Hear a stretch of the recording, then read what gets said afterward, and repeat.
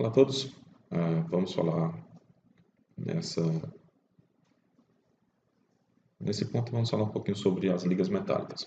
Então, basicamente, nós temos dois tipos de ligas metálicas, ou podemos classificá-las de duas maneiras.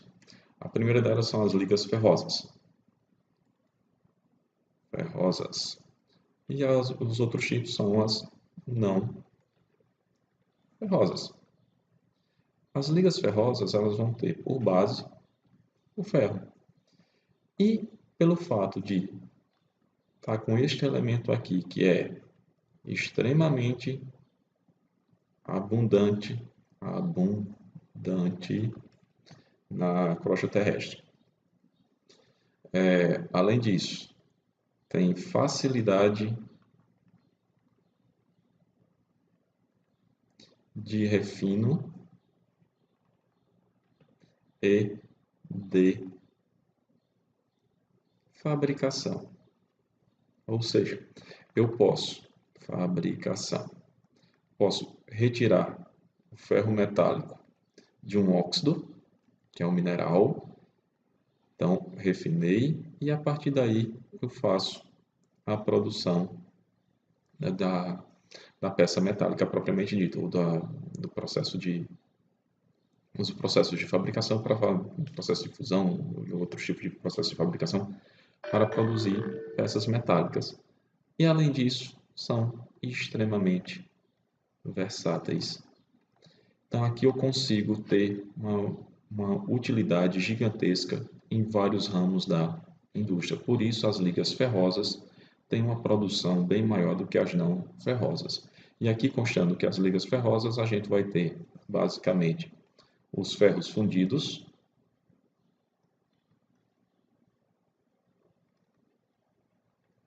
e os aços. E as ligas não ferrosas, obviamente, não vai ter o ferro como seu principal constituinte e você vai ter outras aplicações diferenciadas das ligas ferrosas. Aqui a gente pode ter ligas de cobre, ligas de alumínio e aí vai. Então vamos começar vendo para falar primeiro das ligas metálicas ferrosas. Para falar das ligas metálicas ferrosas, nós precisamos voltar ao diagrama ferro-carbono. Então, o que diferencia um ferro de um aço? Basicamente, o que vai diferenciar um ferro fundido de um aço é o teor de carbono. Aço é todo aquele elemento em que o teor de carbono fica inferior a 1,4% em peso. Ferro fundido é todo aquele que vai com teor de carbono de algo superior a 2% até 4,5%. Entretanto, os aços, como os ferros comerciais, o teor de carbono no ferro fica variando na faixa entre 3% e 4,5%. Aqui para os aços nós temos uma gama gigantesca de variações, porque as propriedades do aço vai estar intimamente ligado ao teor de carbono, ligado aos elementos de liga, ligado a tratamentos térmicos e ligado a esforços mecânicos. Então a gente tem uma variabilidade muito grande nas propriedades dos aços. Vamos aqui tentar fazer um resumo de forma bem simplificada de como são esses aços. Bom, os aços eles podem ser classificados em aços de baixa liga,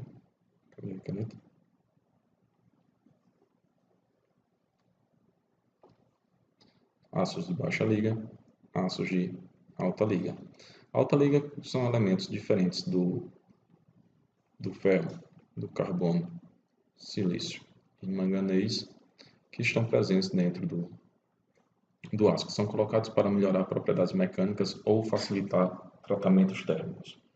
Então, nós temos os aços de baixo carbono, com teores inferiores a 0,25%. Aqui dentro temos os aços de ultra baixo teor de carbono, que é algo em torno de 0,03%, que aí nos aços dá para fazer o processo de descarbonatação e você retira carbono, então carbono e outros elementos, por exemplo, como silício, você diminui esses teores e você pode ter carbono com aços com teor de carbono um pouco menor.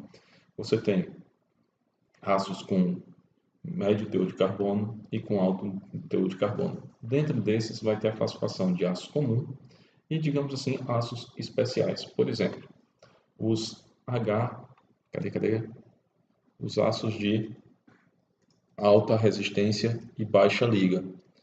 Então, são aços que apresentam propriedades melhores do que os aços comuns, principalmente em questão de resistência mecânica e de oxidação. Então, nós temos aqui os aços comuns. Os aços comuns, os aços carbonos, são os aços mais baratos que existem. Devido a isso, também são os mais utilizados.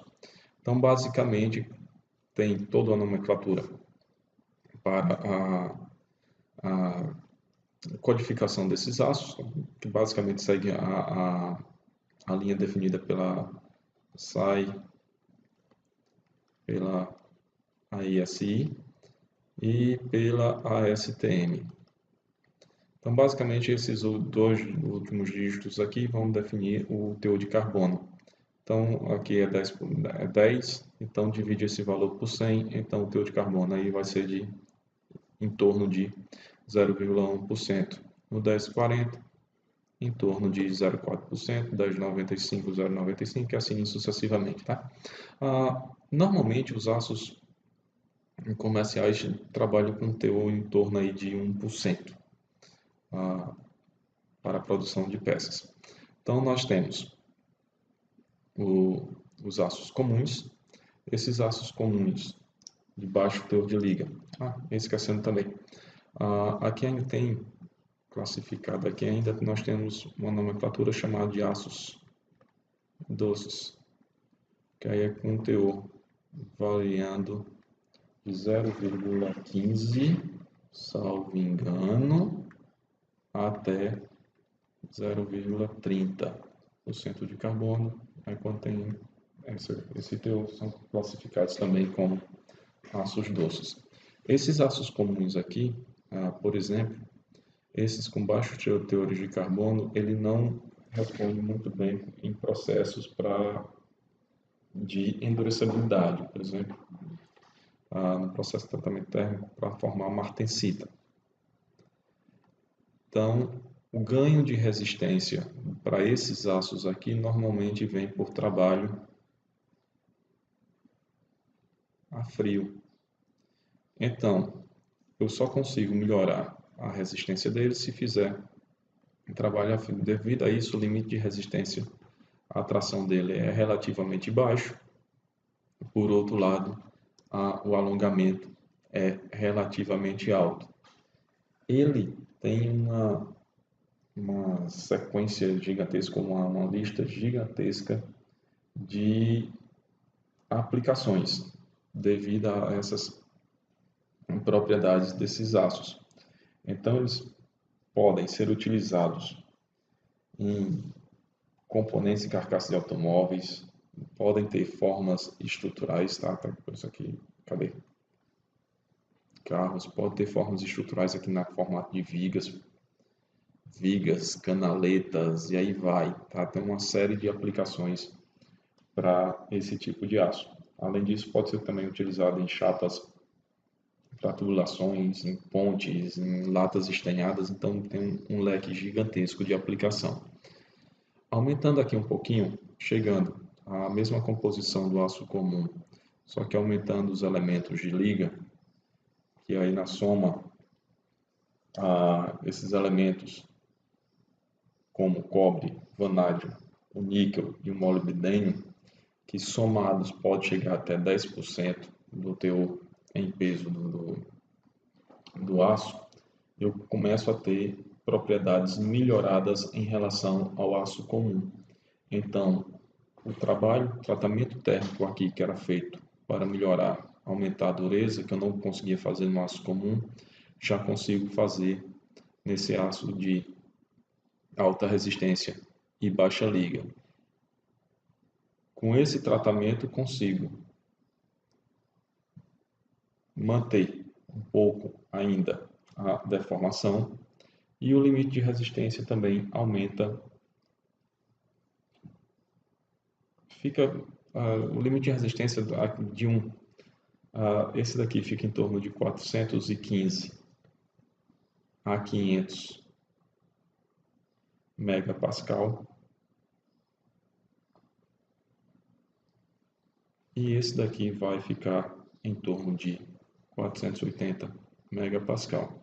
Então, eu melhoro o tratamento térmico, mas mantenho as propriedades, mantenho variações bem próximas do aço comum.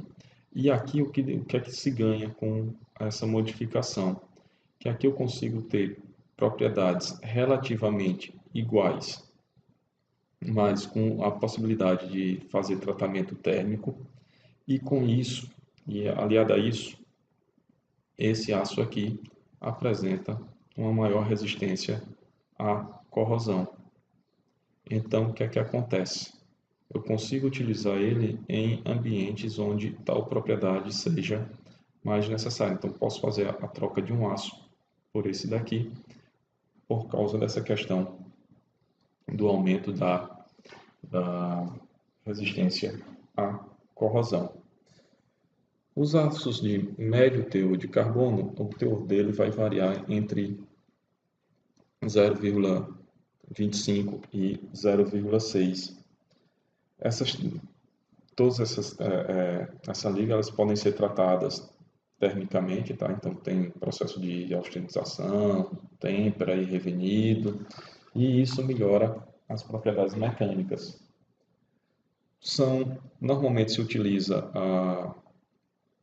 os aços que são revenidos, que aí eles possuem uma microestrutura martensítica revenida. Eles possuem baixa endurecibilidade e podem ser termicamente tratados com sucesso tanto em espessuras muito finas como em resfriamento muito rápidos. A adição de elementos de liga melhora a capacidade dessas ligas serem tratadas termicamente, então esses elementos colocados aqui faz com que esse tratamento térmico seja possível. Esse tratamento térmico sendo possível, eu modifico a dureza da liga. Modificando a dureza da liga, encontro outros leques de aplicação. Então aqui, por exemplo, você tem aqui endurecibilidade, somente um maisinho. Aqui, já com os elementos de liga colocado, já tenho 2 maisinhos. Então, eu aumentei essa capacidade de endurecibilidade. A questão o aumento da resistência também sai aumentando com o teor de carbono. Basicamente, lembrando, comparando, faz de conta que aqui é um carro que está numa ladeira, está parecendo um navio. As rodas, e o carbono é aquele calço que você coloca no carro para ele não descer. Então, o carbono impede o movimento livre dos átomos de ferro. Então, consequentemente, vocês vão aumentando as propriedades. Então, se mais carbono tenho, maior resistência eu vou apresentar no material. Então, consigo aumentar com esses elementos de liga as propriedades, o limite de resistência, e consequência disso, o que é que acontece? Começo a diminuir o alongamento. E aí onde é que se aplica esses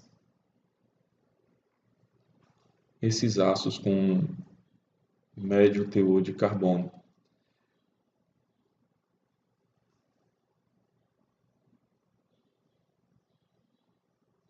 Então eles podem ser utilizados em aplicações onde você tem relativamente um grande desgaste, por exemplo, como rodas e trilhos de trem. Você pode utilizar em virabrequim e outras peças de máquinas e componentes estruturais de alta exigência que existe uma combinação de alta resistência, resistência à abrasão e tenacidade. Então, coloco basicamente, em outras palavras, coloco em aqueles elementos onde eu vou ter um movimento relativamente grande, ou seja, eu vou ter um contato de metal com metal, então preciso de resistência ao desgaste. Os aços de alto carbono, então aqui comparando o comum, se compararmos com o inicial, o tratamento térmico é possível e é possível se fazer a endurecibilidade. Então, esses aços são mais duros e mais resistentes, portanto, menos dúcteis. São usados sempre em uma condição endurecida e revenida e, como tal, são especialmente resistentes ao desgaste e capazes de manter um fio de corte afiado. Devido a estas propriedades, são muito utilizados para se fazer ferramenta, sendo ferramenta utilizada na indústria metalmecânica, que aí você vai utilizar, vão ter a classificação de aços ferramentas, que você vai utilizar ferramenta de corte para cortar outro metal, seja em aplicações um pouco mais simples, que aí você utiliza para fazer uma lâmina de corte normal, como por exemplo em facas. Então, esses aços de elevada resistência ou de elevado teor de carbono são aços de elevada dureza, elevada resistência e com isso podem ser utilizados para desgastar outros aços. Então, por exemplo, nós temos o processo de torneamento, em que uma ferramenta desgasta uma peça que está girando, dando-lhe uma forma cilíndrica. Então, os aços ou os materiais utilizados para a ferramenta, são feitos de aços de alto teor de carbono. Eventualmente também posso ter aqui tanto esses aços ferramentas, consigo fazer tanto com baixa liga como alta liga. Os elementos de liga aqui entrando na possibilidade de facilitar os tratamentos térmicos e, consequentemente, aumentar essa dureza. Um outro tipo de aço é o aço inoxidável. Qual é a grande característica do aço inoxidável? Basicamente, ele ser resistente à oxidação na atmosfera ambiente. Devido a isso, tem-se um leque relativamente grande de aplicação. Então, esses aços, eles têm como elemento de liga predominante o cromo e uma concentração de cromo de pelo menos 11%. A resistência à corrosão é melhorada ainda com a adição de níquel e molibdênio. Tem propriedades mecânicas relativamente boas, então associadas a uma excelente resistência à corrosão. Então, são muito versáteis em muitas aplicações. Tá? Então, por exemplo, aqui está citado aplicações onde alta temperatura é exigida, como, por exemplo, turbinas, fornos, e aí vai. E, principalmente, alta resistência à corrosão. Então, basicamente, o resumo, do aço de baixo carbono a alto carbono, eu vou aumentando a resistência, o custo e diminuindo a ductilidade. E os aços inoxidáveis têm como grande característica a resistência à corrosão. Bom, para falar um pouco dos ferros fundidos, ferros fundidos são todos aqueles elementos em que vai apresentar um teor de carbono acima de 2,14%. Entretanto,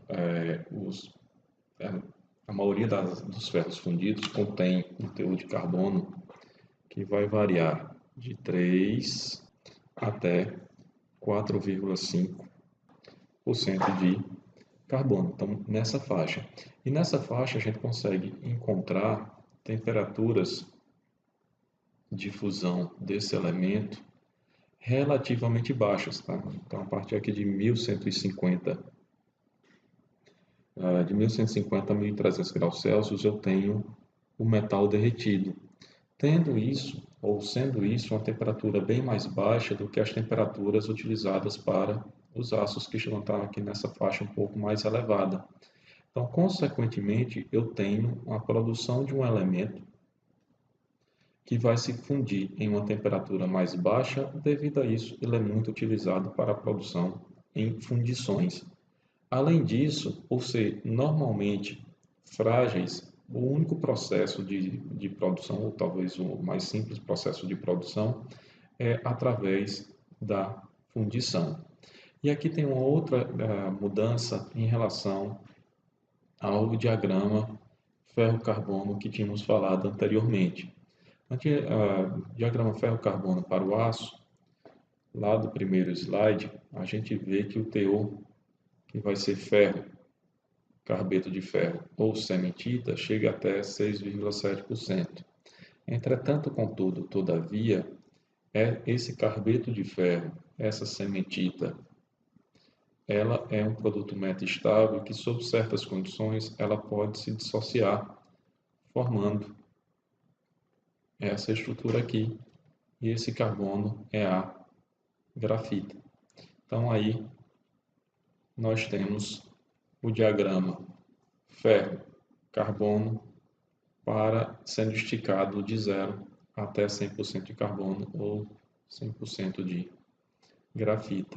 Então, para se fazer, ou para se ter o ferro fundido, além dessas condições, a gente tem que ter um teor de silício maior do que 1% em peso. E aí, o que é que acontece? Com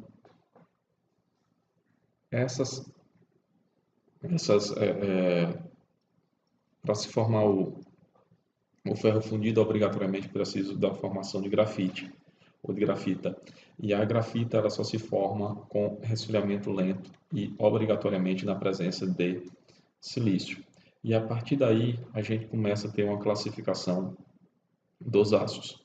Basicamente a gente tem,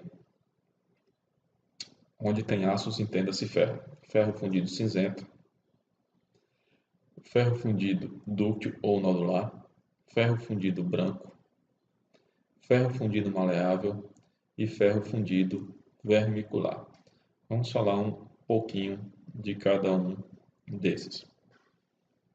Começando pelo ferro fundido cinzento. Então, basicamente, o que danado caracteriza a questão de ser cinzento? Na hora da ruptura, da quebra da peça metálica, a cor da fratura ela vai ser acinzentada. Daí o nome cinzento. Cinzentado por causa dos veios de grafita que apresentam na estrutura. Então, basicamente, vão apresentar flocos de grafita, fraca e frágil em tração, mais fortes em compressão, excelente amortecimento vibracional e resistência ao desgaste. Do ponto de vista de composição, nós vamos ter os teores de carbono e silício variando carbono de 2,5 a 4% e o de silício variando de 1 a 3%. Tem essas composições, tanto de carbono como de silício, e aqui a questão de ser fraco e frágil em tração. Basicamente a explicação é por causa da forma pontiaguda desses elementos, desses veios de grafita. Então isso daqui termina funcionando como concentrador de tensão, então na hora da tração você termina tendo uma fragilidade do material. Por outro lado, eles apresentam excelente amortecimento vibracional. Desta forma, posso utilizar como base de máquinas que vão estar sujeitas à vibração. Então, a base das máquinas podem ser feitas com esse tipo de material, que aí ele consegue absorver essa energia vibracional e deixar a máquina estável. Além disso, apresenta elevada dureza. Devido a essas propriedades, e há uma outra muito importante também, que não deve ser deixada de lado, que é o custo relativamente baixo, o ferro fundido cinzento ele pode ser aplicado em uma série de, de locais. Então, pode ser blocos para cilindros pequenos, cabeçotes de cilindros, pistões, placas de engrenagem, caixas de transmissão, fundição de motores a diesel, revestimento de cilindros e pistões. Pode-se fazer ainda diversas fundições de ferro. Então, você pode ter, por exemplo, postes de ferro feitos com de baixa dureza, onde a resistência não é uma das principais considerações. Então, você pode ter, ele tem um leque gigantesco de apresentação ou de utilidade na indústria metal mecânica. Por sua vez, o ferro fundido dúctil nodular, ele vai ter uma pequena adição de magnésio ou sério ao ferro fundido cinzento antes da fundição para produzir uma microestrutura com um conjunto de propriedades mecânicas bastante diferentes. A grafita ainda se forma, porém, na forma de nódulos ou partículas esféricas. Então, devido à presença do magnésio e ou do sério na formulação do ferro fundido cinzento, nós transformamos ou podemos transformar esses veios de grafita, apresentados aqui, em estruturas nodulares. Então, a estrutura do ferro fundido dúctil, que é nodular, ele vai apresentar, ao invés de veios, nódulos de grafite. A matriz normalmente é perlita, e apresenta resistência e ductilidades maiores do que o ferro fundido cinzento.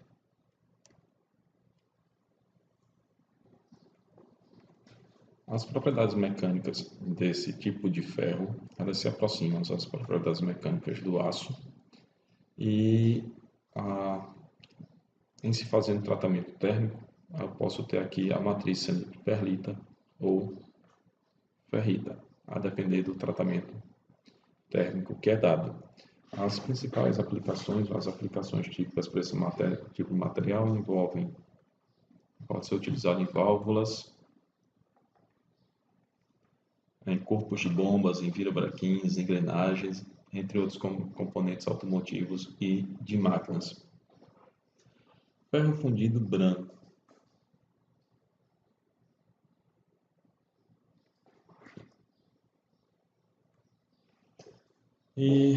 Para os ferros fundidos com baixo teor de silício e para taxas de resfriamento rápida, a maioria do carbono existente na forma de cementita,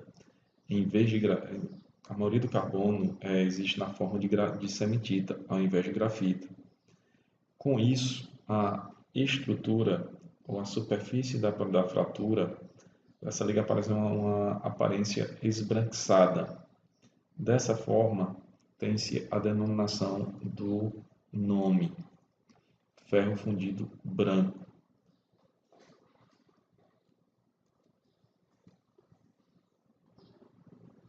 Por esse tipo de ferro ele apresentar uma grande quantidade de cementita, significa dizer que eu vou ter uma elevada dureza. Tendo elevada dureza, eu tenho um material frágil. Então, ele normalmente não é utilizado ou é utilizado apenas onde há exigência para essa dureza. Então, por exemplo, como para fazer cilindros de laminação em laminadores. Normalmente, o uso dele é intermediário. Então, ele é um ferro fundido branco com elevada dureza, mas é frágil. Então, essa dureza que realmente importa na hora do trabalho.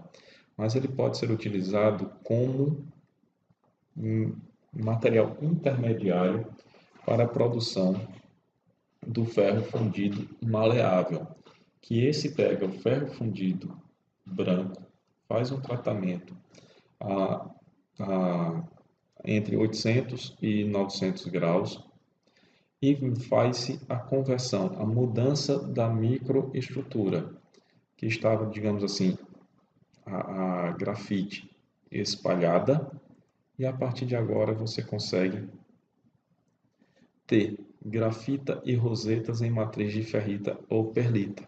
Então consigo modificar a microestrutura dele e consequentemente alterar as propriedades. Em outras palavras, a gente está decompondo a cementita em grafita. Então ela transforma-se nessas estruturas e aí modifica-se as propriedades do ferro.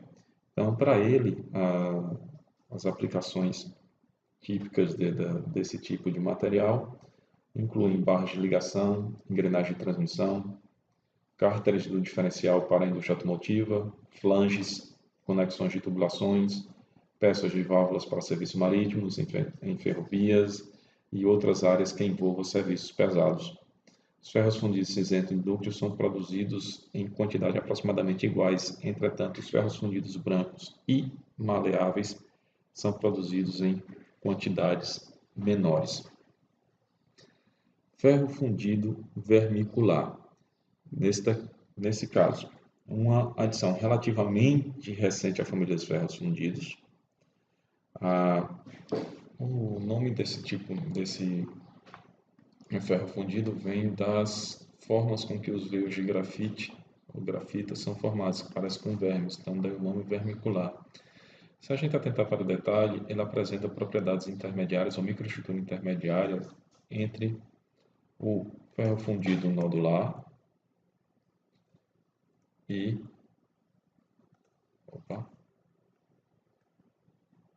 o ferro fundido cinzento.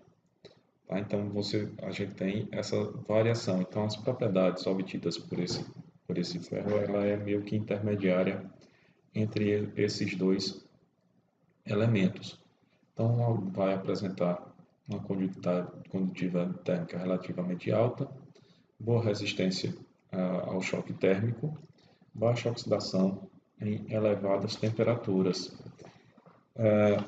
E tem como aplicações mais importantes a utilização deles para a produção de blocos de motores a diesel, exaustores de distribuidores, carcaças de caixas de engrenagem, discos de freios para trens de alta velocidade e polias volantes.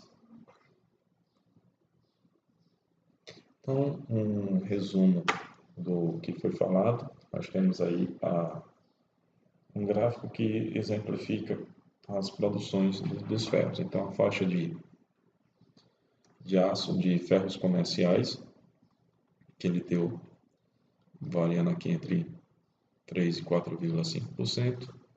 E aqui as brincadeiras que nós podemos fazer. Então, nós temos colocando magnésio ou sério, nós temos aqui a produção do ferro dúctil perlítico, ferro fundido dúctil ferrítico, aí dependendo do tipo de resfriamento que é dado, se é um resfriamento moderado ou um resfriamento lento. Da mesma forma, para cá nós temos o resfriamento rápido, o resfriamento moderado e o resfriamento lento. E aí a gente forma o ferro fundido branco, ferro fundido cinzento perlítico, ferro fundido cinzento perlítico. O branco, como já foi dito anteriormente, utilizado para fazer os ferros maleáveis. Então nós temos aqui o maleável perlítico e o maleável ferrítico.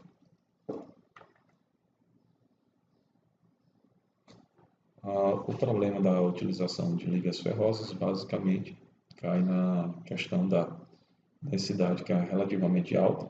Então, tem-se a depender do que se quer, se torna inviável a utilização desse tipo de metal. A condutividade elétrica é relativamente baixa e geralmente possui baixa resistência à corrosão o que pode inviabilizar algumas aplicações.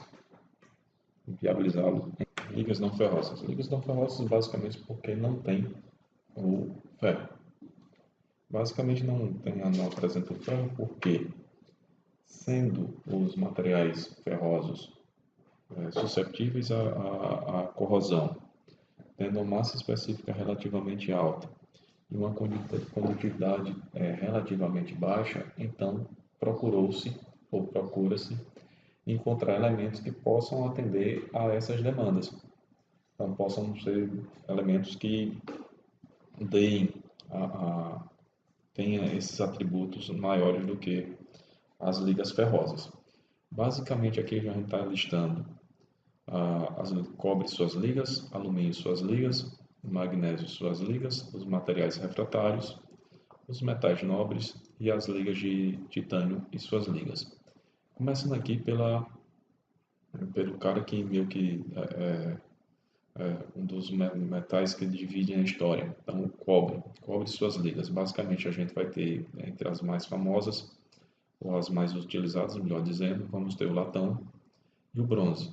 O latão tem o zinco entra em substituição, como uma impureza substitucional na estrutura do cobre, e aí forma-se o latão. O teor de zinco para o latão é algo em torno de 35%, ou de até 35% de substituição. Então, formo o latão, e o latão tem uma série de aplicações, desde bijuterias, moedas, e muito utilizado nesses processos, porque é resistente à corrosão. Temos, por outro lado, também pode ser utilizado, o latão pode ser utilizado para a construção de outros elementos, como o latão amarelo, latão naval, latão para cartuchos, que são utilizados em aplicações típicas, como, por exemplo, fios elétricos, rebites, telas para filtração, gachetas, panelas, pregos, cobertura para telhado, molas, foles, percussores, buchas, válvulas, núcleo de radiadores, foles, componentes condensadores, trocadores de calor, em suma, utilizado em uma série de aplicações. Os bronzes, por sua vez, são utilizados tendo elementos como estânio, alumínio, silício e níquel. Esses elementos entrando como impurezas substitucionais, e aí tenho aplicações em elementos como buchas, mancais e engrenagens.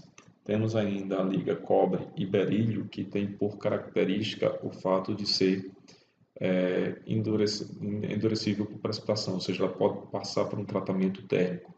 E aí conseguimos elevar os limites de resistência de tração para ele, e isso tudo aliado a boas propriedades elétricas e resistência à corrosão, além de apresentar uma boa resistência à abrasão. As ligas de alumínio, por sua vez, têm por grande característica a baixa densidade. Então, nós conseguimos colocar, ou consegue-se colocar, adições de cobre, manganês, silício, magnésio e zinco, e a gente consegue fazer tratamento térmico nessas ligas. Então, a partir daí, a gente consegue ter propriedades relativamente boas que podem ser utilizadas em locais onde se exige elevada resistência e baixa densidade. Então, as ligas de alumínio elas podem passar por processos por tratamentos térmicos para conseguir aumentar a resistência, e devido a isso ser utilizado em uma centena, uma variedade gigantesca de elementos. Então, vai desde estruturas de aeronave, estruturas de tanques para criogenia, até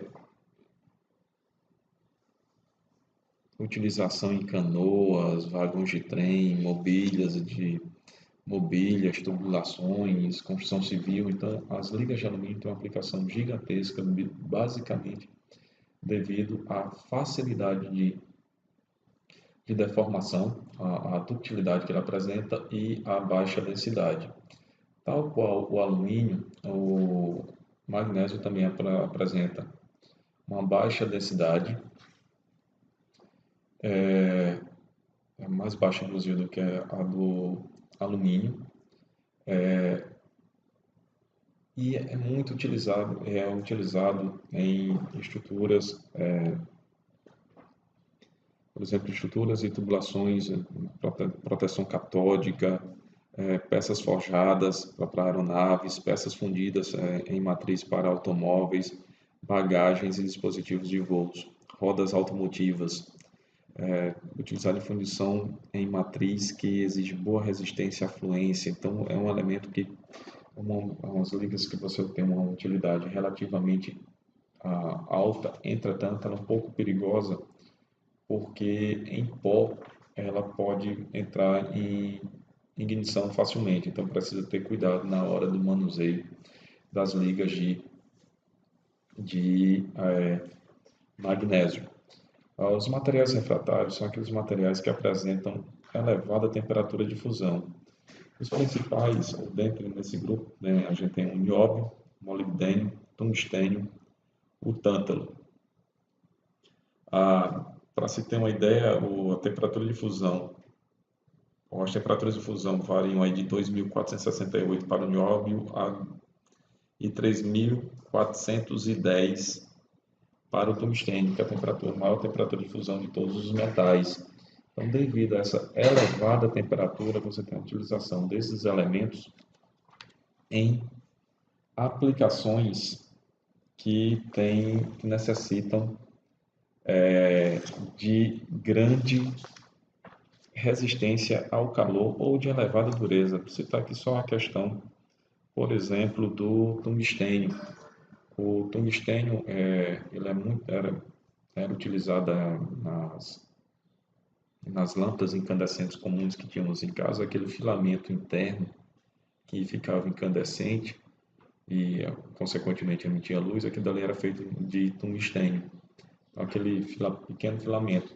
Então, basicamente, a ideia da lâmpada, um local com vácuo, ou seja, sem oxigênio, passa uma corrente elétrica por um condutor muito fino, o condutor esquenta, ao esquentar, ele libera fótons e aí produz luz visível. Então, tem muitas aplicações nessa parte de utilização, tá? Então, pode ser utilizado com filamentos de lâmpadas incandescentes, tubo de raio-x, eletrodos de solda, empregam tungstênio, o tanto em imune a ataque químico e em virtualmente todos os ambientes a temperaturas abaixo de 150 graus Celsius, sendo usado com frequência em aplicações que exigem um material com esse tipo de resistência à corrosão. Então, vai muito da utilidade de cada um deles, mas todos eles com uma elevada temperatura. Titânio e suas ligas.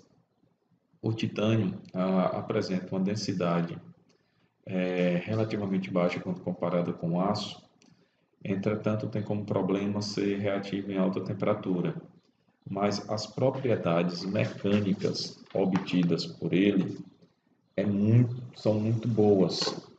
E aí criou-se toda uma tecnologia, porque como ele é reativo em altas temperaturas, ele pode reagir com outros elementos, com outros metais.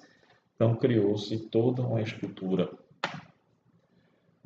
de processamento diferenciado para se trabalhar com ligas de titânio, tendo em vista que você não pode derretê-las, ou para derretê-las tem que derreter com muito cuidado, para que não haja contaminação.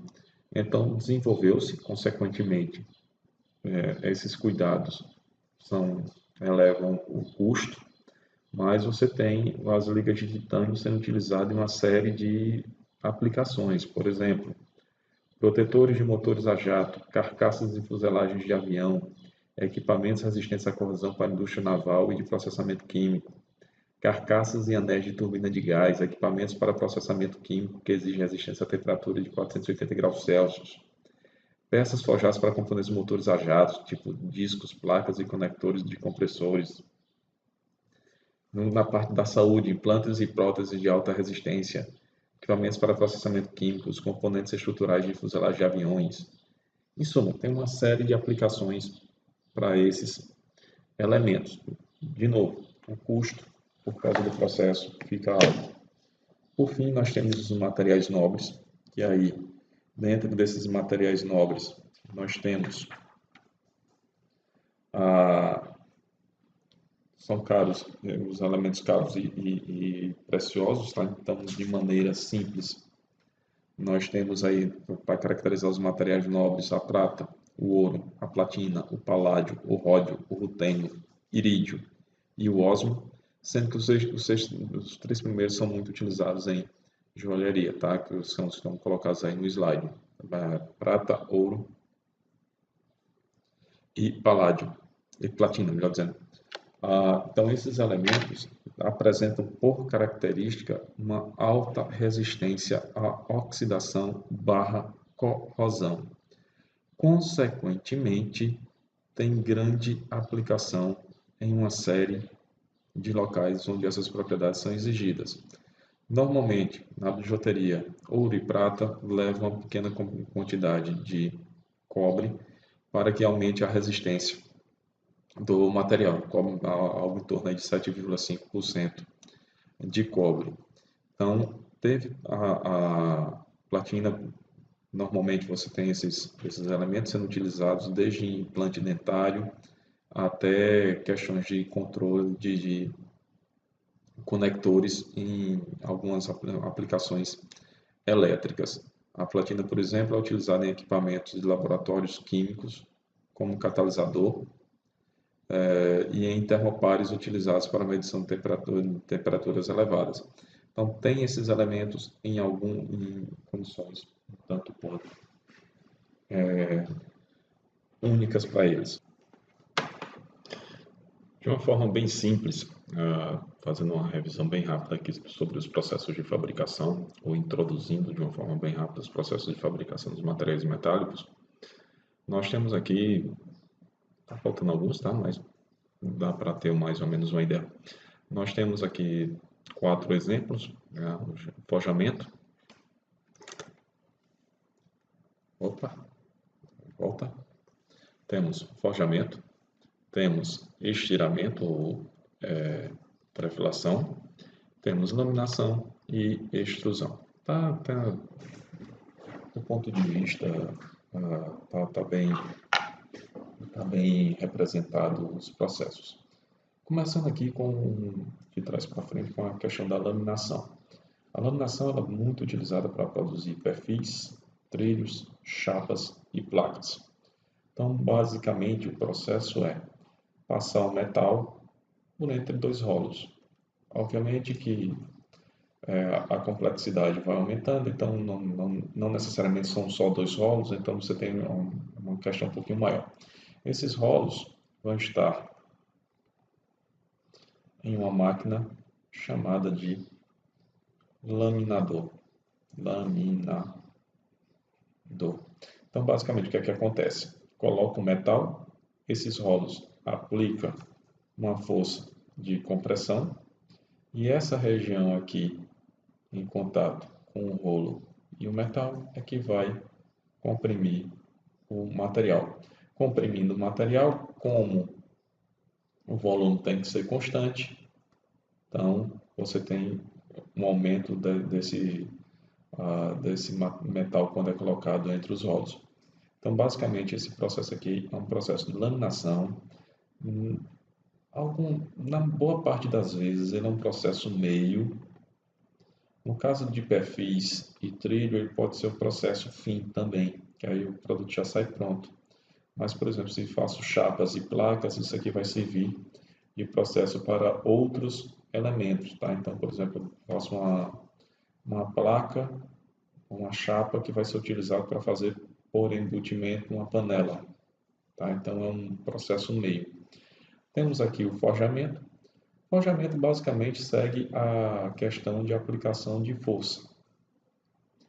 Então, eu posso ter o forjamento em matriz, que é o caso. Essa matriz pode ser fechada, pode ser aberta. Então, forjamento, basicamente, mal comparando, acredito eu que todo mundo já deve ter visto um filme onde tem um cara com um ferreiro com a espada, uma bigorna e um martelo e dando pancada nessa espada. Então, basicamente, isso aqui é um processo de forjamento, sendo que nesse caso aqui o forjamento você não tem matriz fechada. Então, você vai dando pancada até chegar na forma desejada. Em teoria, ou na boa parte dos processos, para que você tenha essa deformação plástica mais acentuada, a peça metálica deve estar aquecida, a uma elevada temperatura. Então, você consegue fazer uma série de coisas. Nós temos aqui o estiramento ou a trefilação, que é um processo muito, mas muito utilizado para a produção de fios e tubos. Esses fios, com os condutores elétricos, tá? Até que na indústria de cobre se utiliza muito. Os tubos, de preferência tubos que você tenha facilidade de deformação a frio. Então, entra aí tubos de cobre, muito utilizado na questão de refrigeração, e tubos de alumínio. Então, você utiliza muito isso daí. Então, basicamente, vou passar, puxar. Tá? A diferença entre o estiramento e a extrusão é que um empurra e o outro puxa. Então, vou puxar um material por uma matriz e esse material vai sair com a forma desejada. Então, aqui consigo fazer fios e tubos. Temos aqui a extrusão, que é muito similar ao estiramento, só que aqui o que é que vai acontecer? Ao invés de puxar o material, eu empurro. Empurro esse metal através de uma matriz. E aí eu posso ter normalmente formatos de perfis, tá? Então, por exemplo, eu posso ter alguma coisa que vai sair neste formato. Então, consigo fazer esses formatos principalmente com elementos com uma alta ductilidade, por exemplo, o alumínio, tá? Então, consigo fazer peças através de extrusão. Então, posso fazer tanto perfis como também tubos.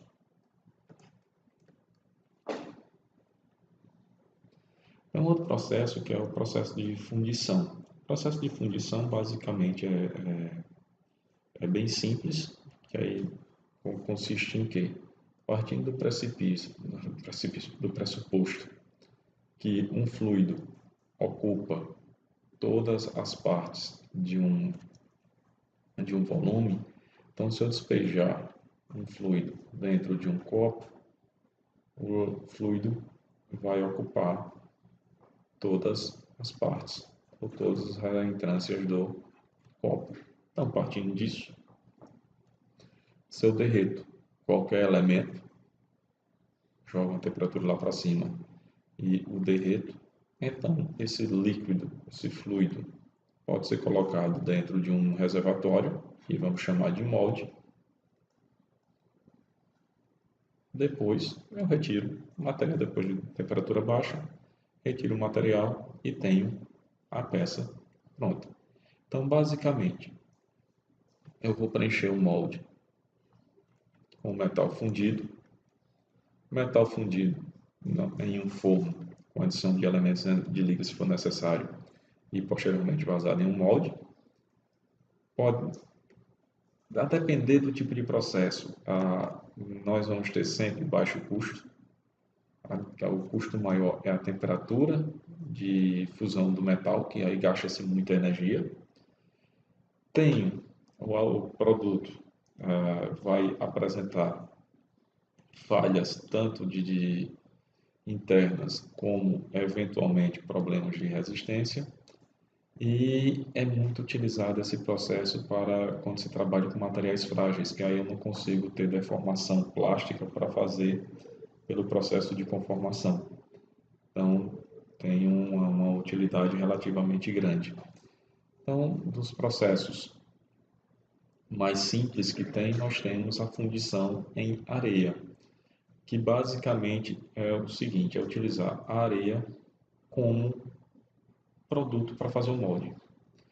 Então, mal comparando, se estivermos numa praia longe da água, se pegar a areia ali naquela região, você pode apertar e soltar que ela não vai ter forma nenhuma, não vai ficar forma nenhuma.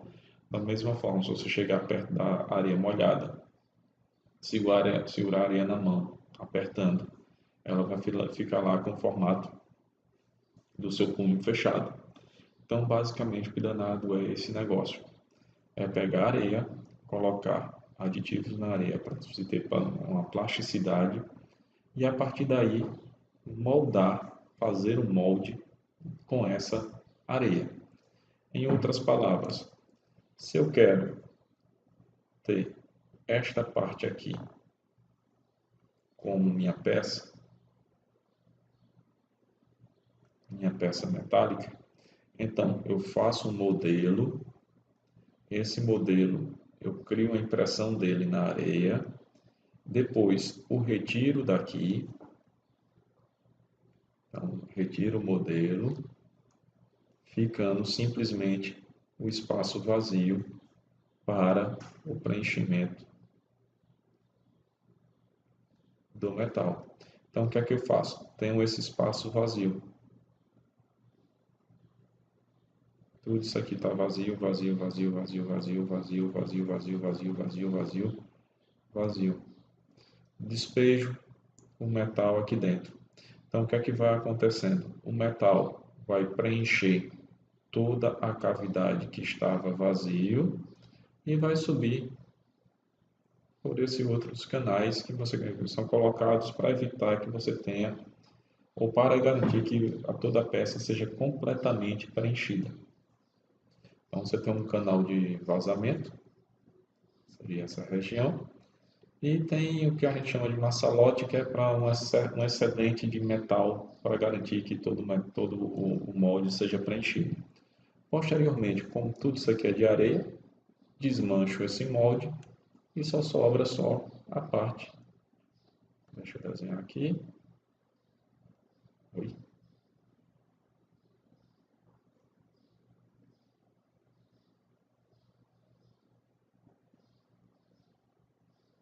Sobra simplesmente a parte de metal, tá? Desenho igual a esse. Então, retiro todas essas peças, tenho a peça acabada. Vantagem disso: o molde de areia é relativamente barato. Você não precisa ter grandes investimentos para se fazer isso. Por ser feito em areia e por ser feito no chão, posso fazer peças relativamente grandes, por exemplo, sinos, blocos de motores. Então, peças grandes com uma grande massa, muito pesado, posso fazer tudo por esse processo. E, de forma mais simples, posso utilizar com alumínio ou com magnésica a temperatura de fusão bem baixinha. Então, dá para fazer isso. Se encontra muita coisa de alumínio, com um custo muito baixo, feito por esse processo. Desvantagem é como a areia está em contato aqui, então normalmente as superfícies que ficam em contato com a areia, o acabamento superficial nunca é tão bom. Temos um outro tipo de fundição que é a fundição em pulseira perdida, que basicamente é o que? Eu tenho que é utilizado em pequeno volume, em formas complexas. Pode ser utilizado aqui para fazer joias, palhetas de turbina, que tanto vale para cera perdida como espuma perdida, tá? O mesmo processo. Então, basicamente, o que é que diz aqui do lado? Despejo uma barbotina ao redor de um modelo de cera. Barbotina endurece. Então, basicamente é o seguinte, eu tenho um modelo de cera, e esse modelo de cera eu coloco uma barbotina. Nada mais é do que mal comparando, está sendo extremamente simplista, é um pó cerâmico mais água.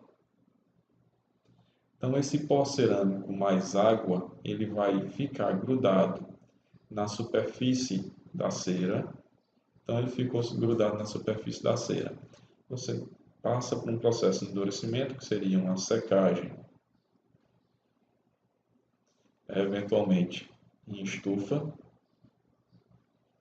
Nessa secagem, ganha-se resistência à casca e a cera é derramada. Então, como eu retirei a cera daqui, o que é que fiquei somente com a casca? Então, chego e jogo o metal dentro dessa casca, formando a peça. Posteriormente, para tirar, quebra a casquinha, tenho a peça pronta. Aí depois vai para acabamento, aí tem que passar por lixar, polir, dependendo do que se queira fazer. Temos um outro tipo de processo que é a fundição em matriz, que basicamente é muito parecido aos anteriores, a ideia é a mesma, sendo que nesse caso aqui o que vai acontecer? Eu vou reaproveitar o molde. Então tem um molde metálico, e esse molde metálico, nesse caso aqui específico, por exemplo, de partido, ele pode ser utilizado inúmeras vezes. Então, termino ganhando em produção, porque eu não tenho que parar toda vez e ficar quebrando e montando e desmontando o molde. Tá? Então, termina sendo utilizado esse processo em produtividade muito alta. Tá? Como o molde é metálico, então normalmente se chama isso aqui de processo de coquilhamento. Temos o lingotamento contínuo, que basicamente é o metal derretido passa, vai sendo encaminhado por uma forma ou por um canal que vai dar uma forma final a esse metal. Então, por exemplo, eu quero fazer um perfil em I. Então, mal comparando e simplificando muito o processo, eu coloco como se fosse um cano desse mesmo formato em I, e o metal vai sendo continuamente derretido e jogado por esse cano. Como ele é muito longo, nesse processo de, uh, de andar do metal, digamos assim, ele vai sendo resfriado e sendo resfriado vai tomando a forma desejada. Tá? Então, por exemplo, aqui para fazer peças retangulares, cilíndricas, é relativamente mais simples. Temos ainda mais dois tipos de processo, que é um chamado metalurgia do pó e o outro a soldagem. A metalurgia do pó, basicamente, é um preceito, entre aspas, roubado da indústria de cerâmica, em que se coloca pós metálicos em contato um com os outros e leva para um processo de sinterização após esses pós passarem por uma compressão. Então, vamos pegar o tungstênio. O tungstênio, como foi visto mais para trás, é o metal que tem a temperatura de fusão mais alta. Então, fica muito complicado derretermos o tungstênio. Entretanto, a gente pode fazer o pó de tungstênio. Então, fazendo o pó de tungstênio, eu posso obter peças de tungstênio sem necessariamente utilizar temperaturas muito altas.